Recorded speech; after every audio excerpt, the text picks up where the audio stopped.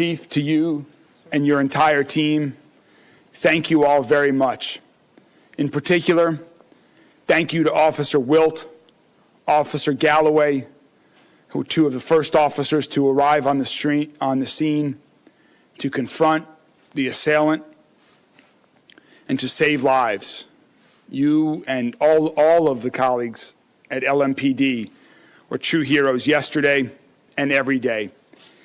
And to our other first responders, EMS, Louisville Fire Department, Jefferson County Sheriff's Office, the 911 operator at MetroSafe, who handled calls and dispatched so efficiently and well, and to our state and federal partners, thank you. And also a special thanks to Dr. Smith, to you and all of your colleagues at the University of Louisville Hospital. Thank you for saving lives yesterday and for saving lives every day. I also want to acknowledge the rest of our Metro government team who dealt with the challenges, adapted to the circumstances, and did what was asked of them yesterday to help others in our community. Thank you for embodying the best of public service. As we talk about what's happened since yesterday, I have to acknowledge the painful fact that this awful act of violence at Old National yesterday has taken another life. Late yesterday, we learned that Deanna Eckert passed. She was 57 years old. She was an employee of Old National Bank. I knew Deanna also. Deanna was a very kind and a very thoughtful person. She was a wonderful woman who will be missed. Her death means another family in mourning and adds yet another layer of tragedy to this moment. I want to briefly read a statement from Old National Bank CEO Jim Ryan, who has asked me to read this on behalf of him and his colleagues at Old National. Quote, "There are no words to adequately describe the sadness and devastation that our Old National family is experiencing as we grieve the tragic loss of our team members and pray for the recovery of all those who were injured. Obviously, this is an incredibly difficult situation, and our entire focus is on making sure that everyone affected has the support and assistance they need. On behalf of everyone at Old National, I also want to acknowledge and thank Louisville law enforcement, the medical community, and state and local officials for their incredible response to this tragedy. And finally, we ask you to please continue to pray for all those affected." Again, that was Old National CEO Jim Ryan. Our thoughts are with the families who've lost loved ones, and we're also thinking and praying for the people who were injured in this attack, including our police officers. So for an update on their condition, I first would like to welcome Dr. Jason Smith, Chief Medical Officer at U of L Health. Dr. Smith? Thank you, Mayor. So from U of L Health and U of L Hospital, I want to send my prayers and thoughts out to all the families that were affected yesterday, both those we treated and unfortunately those we did not. An update from us, we still have 4 patients in the hospital. 2 remain in the ICU. Officer Wilkes still remains in critical condition, but we have been able to upgrade our other patient in the ICU to stable condition. The other 2 remain in the hospital being treated for non-life-threatening injuries. I want to thank my team, again, the emergency department, physicians and nurses, my trauma team at U of L Health, and all those that supported us yesterday. I also want to send a thank you to the American Red Cross. We used 170 units of blood yesterday to treat these victims, which far outstrips our hospital capacity, and their ability to get us that blood to save those lives helped save those lives. So I want to thank them for that. I'll be happy to take questions at the end of the press conference. Thank you. Thank you, Dr. Smith. Now for a brief update on some information about things that we've learned about the events and the assailant yesterday. I'd like to call on our Chief of Police, Jacqueline Gwynn Biller-Roel. Chief. To the Mayor and everyone who is in attendance on today. We have learned that the suspect in this incident was a current employee with Old National Bank. We have also learned that he purchased the weapon used in this tragic incident on yesterday, on April the 4th. He purchased the weapon legally from one of the local dealerships here in Louisville. We have executed a search warrant on his residence, and we have recovered items, and we cannot get into specific details on what we recover at this time because, again, the investigation is ongoing, and we want to make sure that we're providing accurate information. The family deserves that, and the community deserves that. We also would like to share that later on this afternoon, we will be releasing body-worn camera footage of the incident. And so that information at the time will be released to you and the location, so everyone will be privy to that information. Thank you. Thank you, Chief. We need to acknowledge that a tragedy like this affects everyone. I've already talked about some of our first responders and colleagues in Metro government. Thanks also to the faith leaders and social workers and mental health professionals who provided comfort and counsel to people in understandable distress. I also want to acknowledge the teachers and parents who had to have difficult conversations with our children throughout our community about this inexplicable act of violence and cruelty. We're all feeling shaken by this, and scared, and angry, and a lot of other things too. It's important that we come together as a community to process this tragedy in particular, but not just this tragedy. Because the reality is that we have already lost 40 people to gun violence in Louisville this year, including another young man yesterday, just a few blocks away from Old National Bank, shortly after this tragic incident happened. That was a separate targeted incident, but the result was the same. Needless tragedy, needless loss of life. In order to help the people of our community, of our great city, come together and deal with this outbreak of tragedies, to grieve, to pray, to unite, I'd like to announce that we are going to be hosting a vigil tomorrow, Wednesday, at 5 p.m. at the Muhammad Ali Center Plaza. This vigil will be to acknowledge the wounds, physical and emotional, that gun violence leaves behind. It will be an interfaith opportunity for our entire community to come together, to grieve, to heal, to begin to move forward. We also know that Wednesday is a night of worship for many across our city. And so, working with Paul Callanan and his colleagues at the Office of Safe and Healthy Neighborhood, we will be having grief counselors at over a dozen churches throughout our city that have regularly scheduled worship on Wednesday evenings as well. We invite the entire community to join us at the Muhammad Ali Center tomorrow at 5 p.m. And also, if you prefer to worship on your own, again, we will be providing some grief counselors, and we'll have a list of those churches where members of Office of Safe and Healthy Neighborhood will be located by mid-afternoon today. And I want to thank the Muhammad Ali Center for hosting this vigil on such short notice. One really loving thing in the midst of this tragedy has been the sheer number of people locally and around the world who've shown such love and support for our city. It means a lot to my wife, Rachel, and I. We are deeply grateful on behalf of everyone in Louisville for those who have reached out from beyond and within our city borders.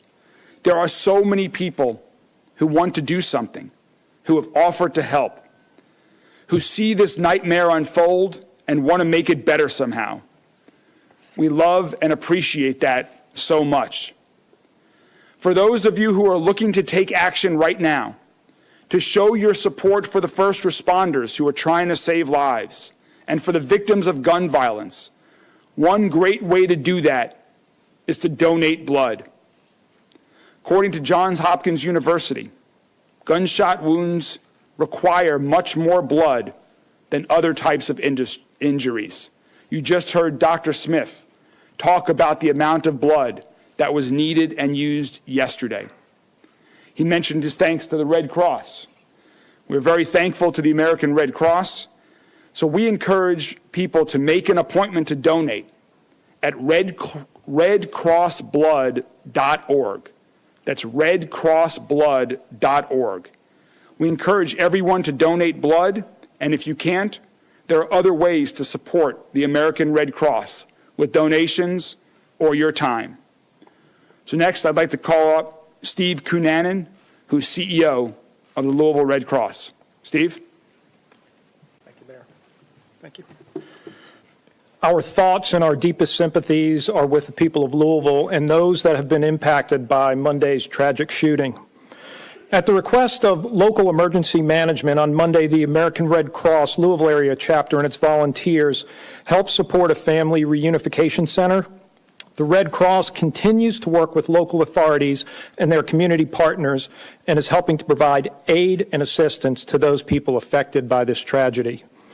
At this time, the American Red Cross is working closely with the University of Louisville Hospital, and as Dr. Smith has mentioned, we have provided more than 170 units of blood products to the hospital to treat those that have been affected by this.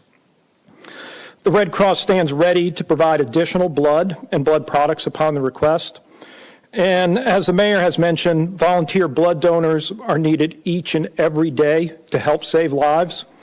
This tragedy illustrates that it's the blood that's already on hand and on the shelves that helps during an emergency.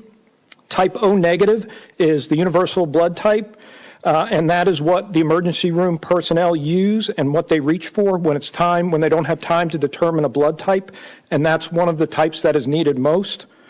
The American Red Cross is grateful to all those donors who generously give blood throughout this country. Thank you. Thank you, Steve, to all you and all of your colleagues at the Red Cross. There's one more topic that we need to talk about today, and that's guns. Yesterday's tragedy brings us to 40 people who've been shot to death this year in our city.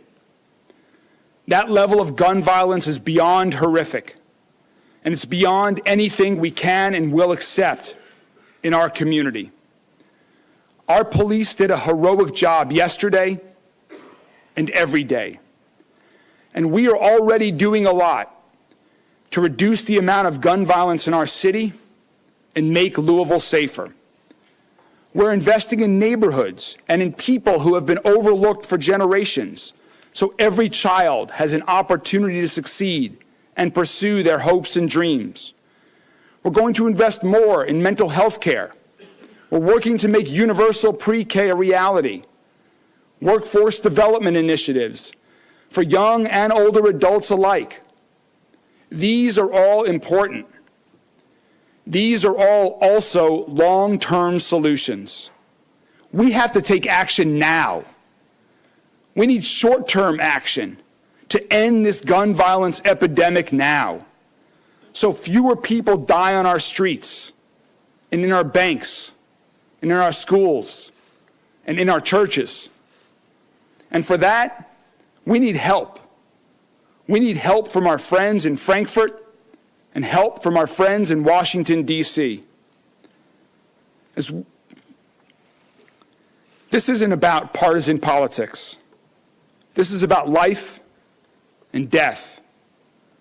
This is about preventing tragedies. You may think this will never happen to you, never happen to any of your friends or loved ones. I used to think that. The sad truth is that now no one in our city, no one in our state, no one in our country has that luxury anymore. Last year, I survived a workplace shooting. And now yesterday, I've lost a very close friend in another workplace shooting. 5 more families have lost a loved one. It has happened in Louisville. It could happen in Paducah, in Pikeville, or in Covington. This is happening in America everywhere and will keep happening until we say enough and take meaningful action. Congressman McGarvey will talk about some things at the federal level. So I'll address what we can do at the state level. I have 2 requests today for every Kentucky state senator and every Kentucky state representative who wants to join me in reducing the amount of gun violence in Louisville. First, if you support police officers like Officer Wilt and Officer Galloway, who heroically ran into a barrage of fire from a waiting assailant with an assault rifle, if you support local decision-making to address local issues, if you want to help our state's largest city thrive, please give Louisville the autonomy to deal with our unique gun violence epidemic. Let us, the people of Louisville, make our own choices about how we reduce gun violence in our city. Other communities should be able to make the policies that work for them. Let us implement policies that work for us. So please change our state law to let Louisville make its own decisions about reducing the amount of illegal guns on our streets and gun violence that is killing far too many people in mass shootings, in individual shootings, in any shootings. Let me be clear. I don't care about finger pointing. I don't care about blame. I don't care about politics. I'm only interested in working together with our state legislators to take meaningful action, to save lives, to prevent more tragic injuries and more death. Arguing is not a strategy. Doing nothing is not a strategy. It's not a solution.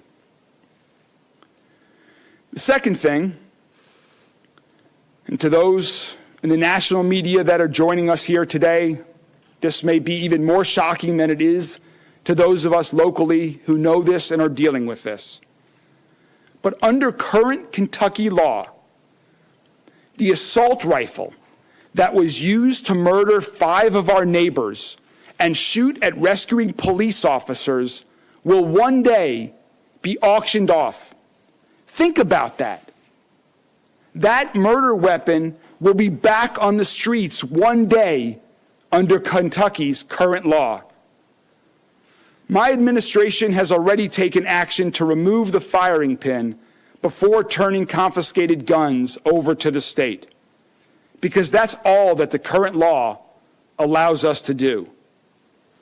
That's not enough. It's time to change this law and let us destroy illegal guns and destroy the guns that have been used to kill our friends and kill our neighbors. I know every member of the state legislature, like everyone else in our state and in our country, is horrified by what we saw yesterday, by what we see in other cities around the country. None of us wants this to happen again. None of us wants this to happen in our neighborhood, but it will keep happening. That's why we have to do more than what we've already done. Let's change the state laws that would make me a criminal for trying too hard to stop the real evil criminals who are taking other people's lives and who are eager to make a spectacle of mass murder. The laws we have now are enabling violence and murder. It's time to change those laws to, to save lives and keep our people safe. To those in the Kentucky State Legislature, let's work together. I look forward to working with you on this. Now, I'd like to welcome Congressman Morgan McGarvey.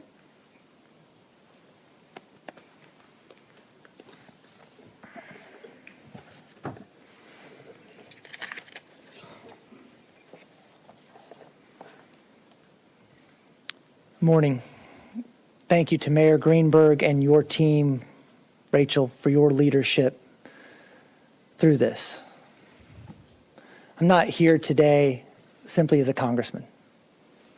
I am a lifelong Louisvillian, born and raised here, and my heart hurts.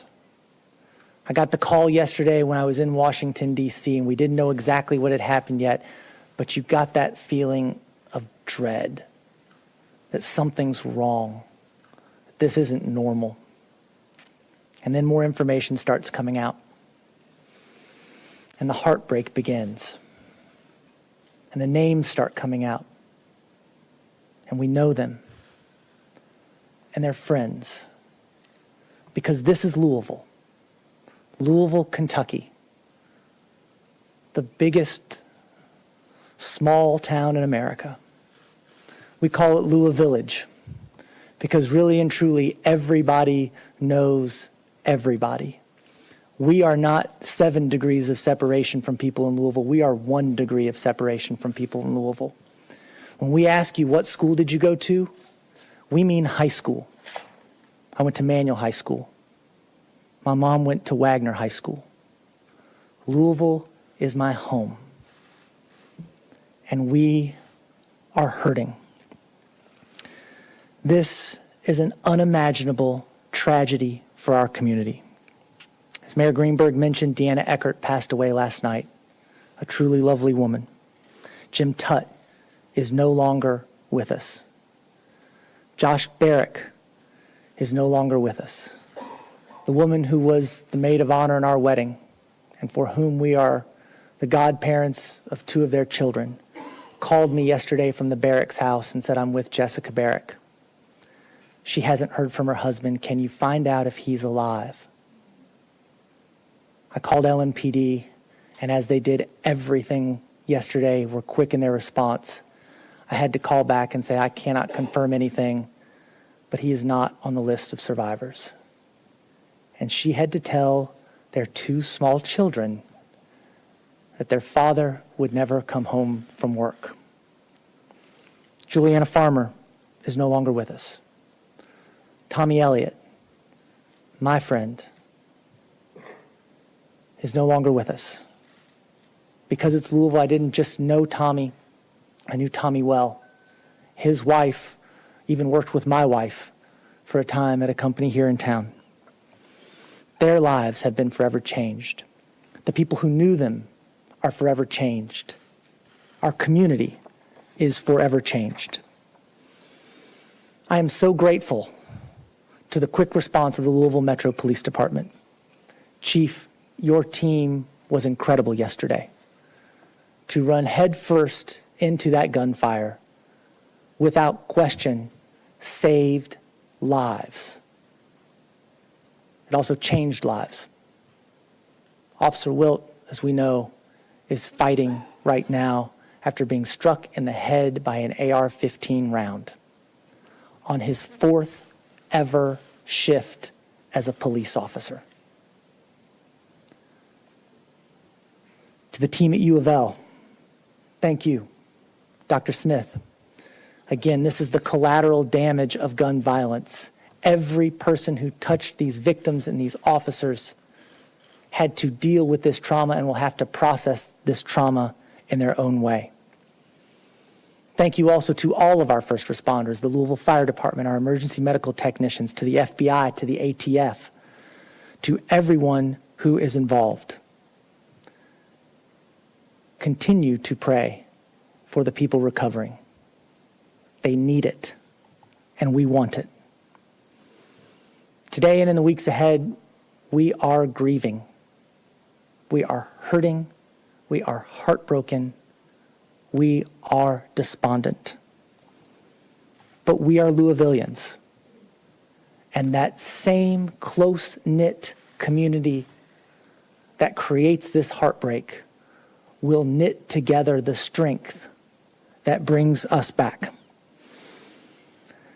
I'm proud of the mayor and his team for the job they've done. I've talked with the governor. I've also worked with federal authorities, talking with Secretary Mayorkas at Homeland Security and the Vice President of the United States. They are sending additional resources to Louisville, including counseling resources. Unfortunately, this is not the first, second, or third time an incident like this has happened in our country. They know what to do, and they're going to be helping us out. I will continue with our federal and local officials to mobilize the resources we need, working with our police departments, our faith leaders, our city and state leaders to make sure that our city receives what it needs to begin healing. And we need to take this grief and turn it into action. I am a person of faith. I was raised in the church. We've raised our kids in the church. Please, if you are a person of faith and you want to give us your thoughts and your prayers, we want them and we need them. Our community is hurting.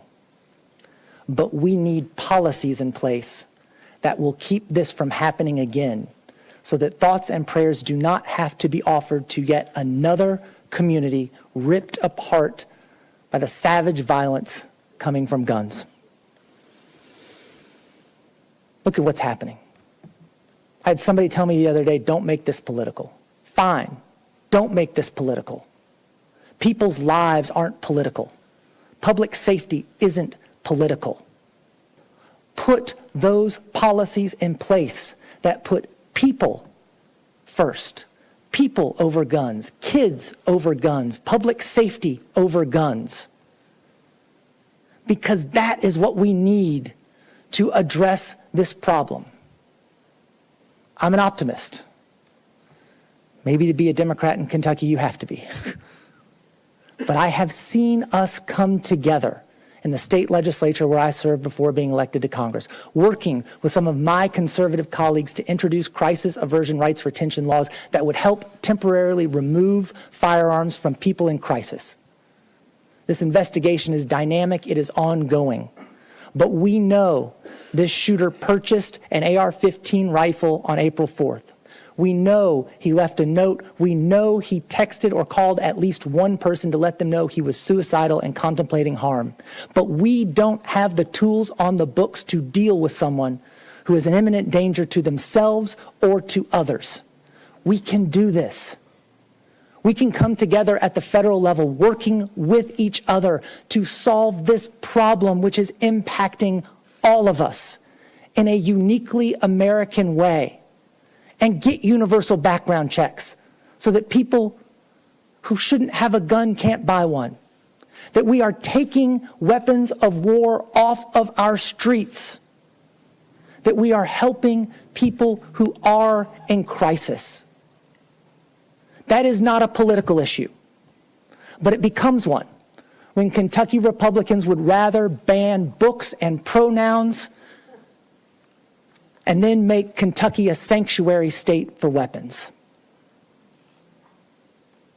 We are hurting.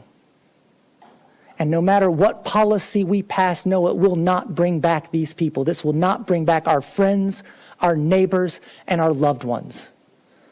We will continue to get the resources for our community that we need. And we will continue to work to make sure that we have the policies in place that keep other families, other loved ones, other kids from going through this tragedy again.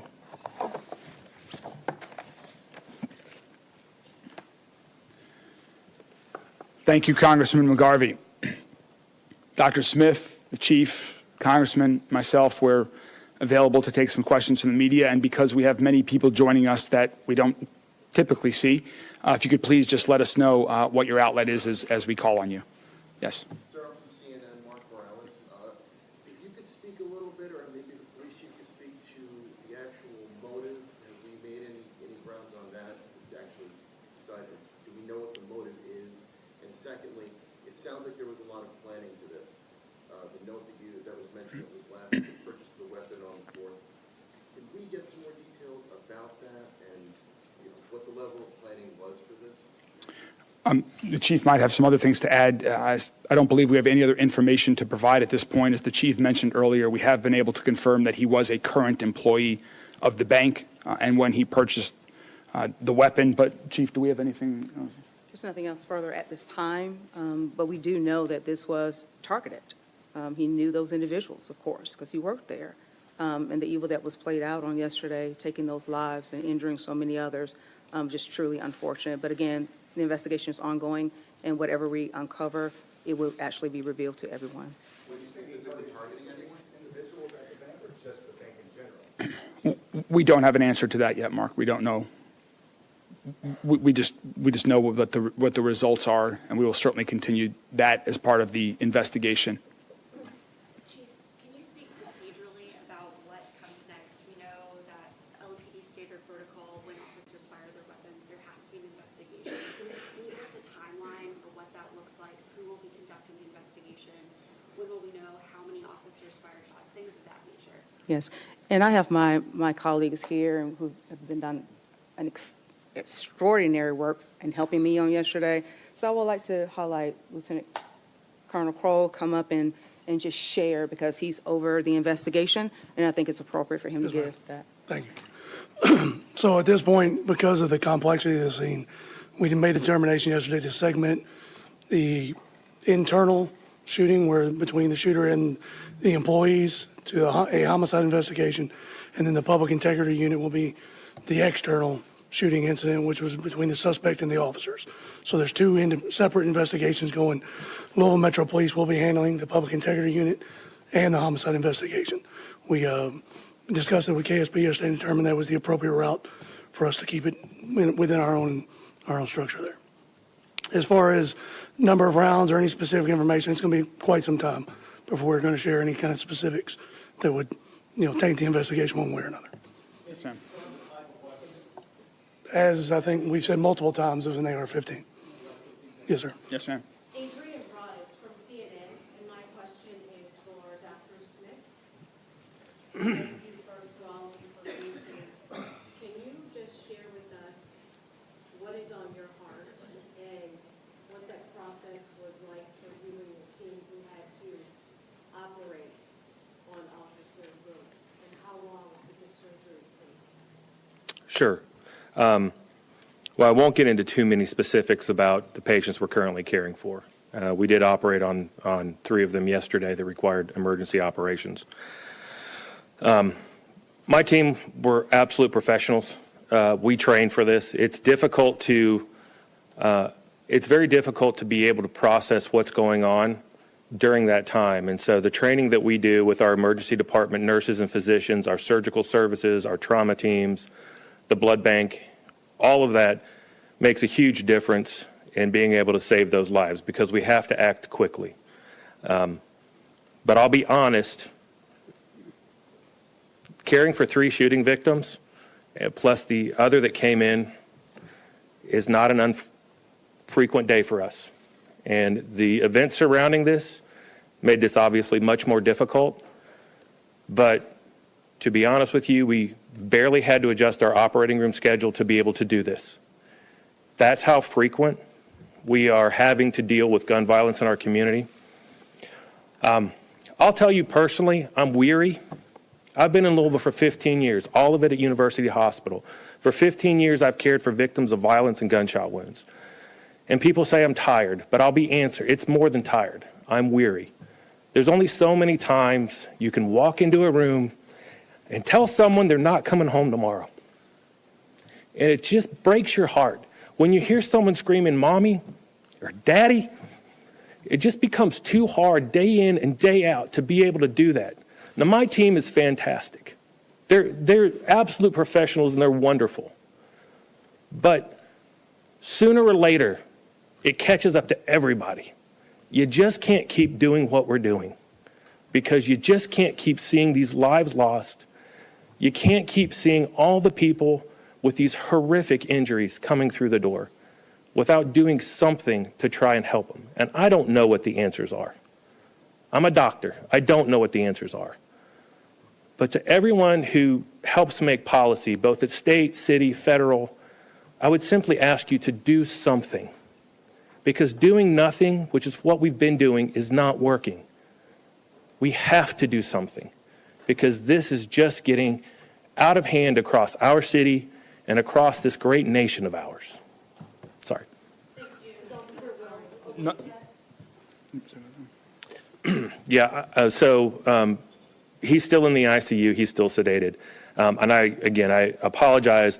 I am not going to release any other information for the patients that we're still taking care of. Still in critical, still, you said yesterday, the next 24 hours are going to be very intense. Is that still the same stance today? Yes, so he's still in critical condition in our ICU. He's being treated by our neurosurgery team, being treated by our trauma team and our anesthesia teams, and is still undergoing a lot of care at bedside. And good news, we had another patient released. I know we talk a lot about the hurt to see these people receive trauma care, but another person was able to leave and walk out of the hospital. How does that feel to see the good part of this today? Yeah, so I mean, the answer is that, today we had 4, we may have 3. The ones that are doing well are doing well. And I think, the work that we do with the physicians and the nurses at the hospital is just, it's unbelievable sometimes the people that we're able to save these days. We have partners like the Red Cross that can get us, 170 units of blood in a 8-hour period of time. It's just the coordination of the city, of the healthcare system, and of the hospital is outstanding to be able to say that those patients are going home. Was there armed security at the bank, and can you talk about any steps that people inside the bank may have taken that might have saved lives, or they might have taken that were like the right thing to do if any of us are ever in that situation? Yeah, I'll call on the chief or someone from LMPD to talk about precautions to take if this ever happens to you and you find yourself in a similar situation. I don't think we have the information yet on whether there were armed guards within the bank. We don't have any evidence that there was, but we have not yet confirmed that. Chief, you or someone else from LMPD? Deputy Chief Hall, offer? Want to talk about some precautions? Yes.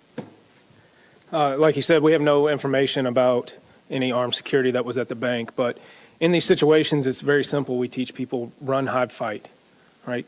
I can say that we do know that people saved their own lives yesterday when they heard the gunshots, and they either run or hid, and they got out of the danger area, and we are grateful for that. So run, hide, fight. Get out of the area. If you cannot get out of the area, hide. If you cannot hide safely, fight. Do not think that you do not have the capacity to fight back and save your life. When it comes down to it, that's the only choice you have, and you better fight like your life depends on it, because you have to.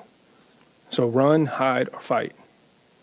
Aaron Kelly, Spectrum News. How many people were inside at the time, and was this all confined to one room in the shooting? We don't have an exact number of people who were in the building or in the shooting yet. The shooting took place on the first floor, which is slightly elevated from the sidewalk because of the grade there. There were other people in the buildings. LMPD did clear the entire building in a very safe and rapid manner. So there were many other people in the building. We don't have those exact numbers yet. Yes, sir. Question for the chief regarding Officer Wilt. Officer Galloway was also mentioned. First of all, is that his field training officer? That is correct. Obviously, as we heard, this was his 4th shift on the job. Is it accurate to say he still did not hesitate He did not hesitate at all? at all. He was with his field training officer, and he did not hesitate. I'm just truly proud of the heroic actions of those 2 officers and everybody else that responded. They went towards danger in order to save and preserve life. And that's what you saw on yesterday. They stopped the threat so other lives could be saved. And so no hesitation, and they did what they were called to do. And how do you, as we've heard from Dr. Smith, being weary about his staff having to treat gunshot victims over and over, are you weary about your officers having to run into these deadly circumstances frequently? I'm not wary at this point as to what my officers are going to do because they've been standing up. They're still engaged. They're still serving the city. I'm weary that we're dealing with the violence, but I'm not weary that my officers are going to lay down and stop doing what they are told and trained to do. And they looked at me and they were truly amazed at how everybody came together. And one of the questions I asked them on yesterday, I said, if we don't go, who will? And they all nodded that they're going. And so we'll continue to go because the citizens of this great city depends on us. And so I'm just really proud of the resiliency of LMPD. The men and women of this great city is showing up and they're serving, and I appreciate them. And I appreciate the community support for our department. One question here, and then we'll go over it. One second, Isaiah. We'll get this question, and then we'll come over to you guys. Thank you all for this update and perhaps maybe the Robert, this is also for the chief. First, can you just confirm, was Officer Galloway the other officer shot during? Yes, ma'am, he was grazed in the left side. I appreciate that. What was his first? What is his first? I'm sorry. Corey. Corey? Yes. Thank you. Can you also speak to any potential history of red flags that may have existed with the suspect? You've heard about, you've heard about a possible voicemail via dispatch audio. I assume you spoke to his family at this point. And we've heard about a possible history of mental health issues. So just any kind of context you can give about what may have led up to this, what you know now. Again, it's still ongoing, and we're just trying to piece everything together and just truly unfold everything. But again, once we do have it all, you'll be able to receive that information in its totality and with accuracy, because that's important. So right now, we're just still at the beginning stages, and I know we want more, but we're right here, and just the family deserves for us to get this right and continue to do the right way. Sorry? An existence of a note. I don't want to confirm that just yet. The confirmation of a note?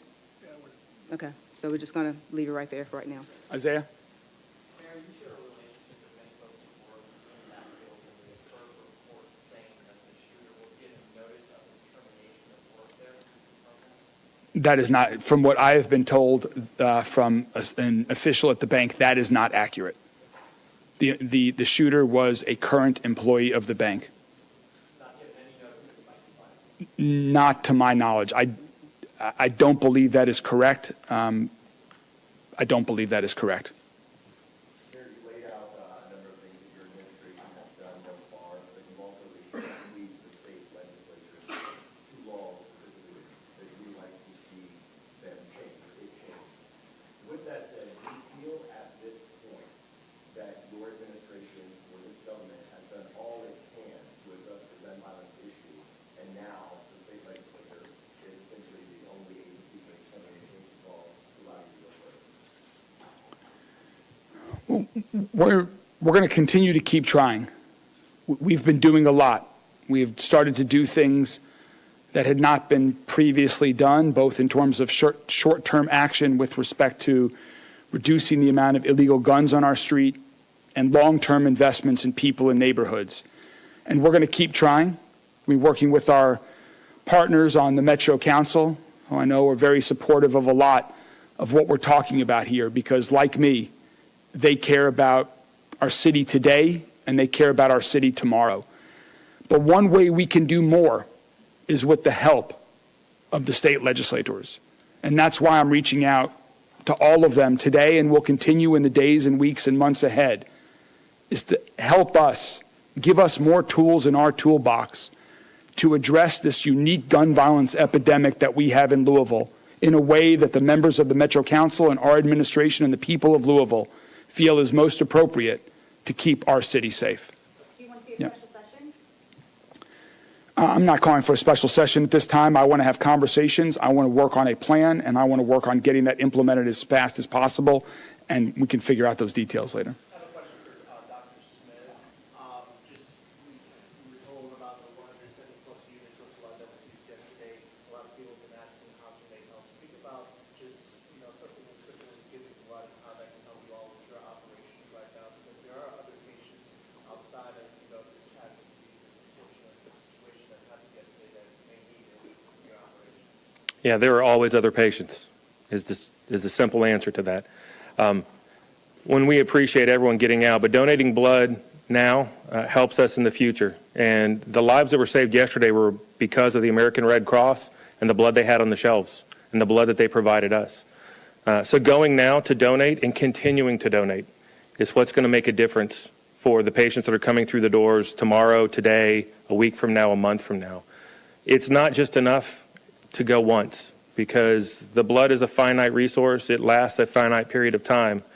It needs a continual effort from all those in the community to help supply the blood products needed to care for those that are victims of violence, of trauma, of car accidents. And I think that is really the message to get out, is give blood and continue to do that. What were the names of the other two officers who were injured, other than Officer Willis? One was Officer Galloway that we were talking about, and the third was? And that's correct. We had just another officer that was just had a bruise on the left.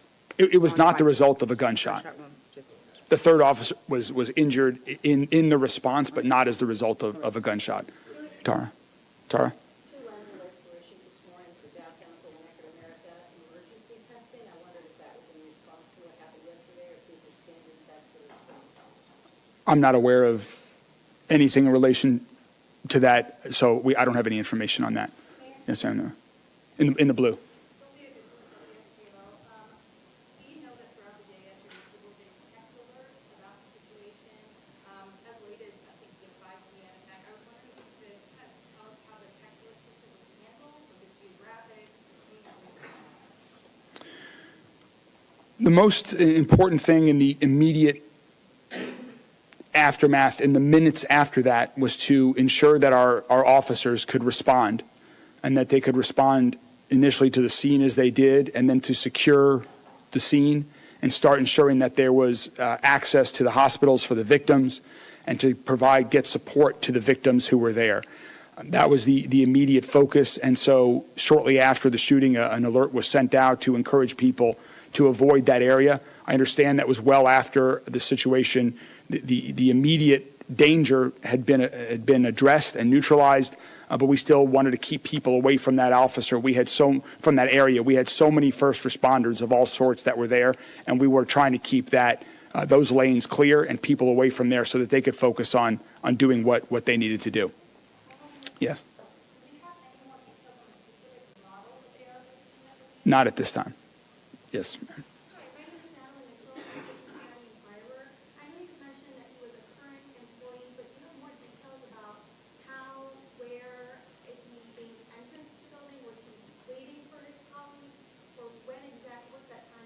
He was a current employee who worked in that building, so he had access to the building as a result of being an employee in that building.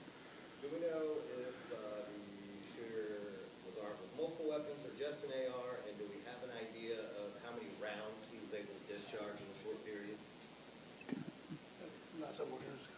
Okay. This question is how many more use the police and how many use for corner? How many guns bring corner? How many guns did the shooter have? Yes. And shot corner and shot the police. Yeah, at this point in the investigation, we're not going to share any specifics as far as firearms other than what's already been stated. How many rounds were fired, how many people involved. It's premature for us to have that discussion. We're still gathering the information, and even what we think we know right now, it would be premature to hang our hat and say this is 100% what happened, because it is still ongoing. So it's not appropriate or responsible to put that information out right now, and then we have to walk it back at a later time. We have time for a couple more from folks that have not asked the question so far. Will you be releasing the name of the officer who shot Connor, and will you be releasing any information on the time from when the shooting happened to the time that he was taken down by the officer? Will we know any more details? Well, it was just as we mentioned yesterday. I mean, it was just a matter of minutes. I believe that the 911 call came in at 8:38, and we were on scene at 8:41, and we were on.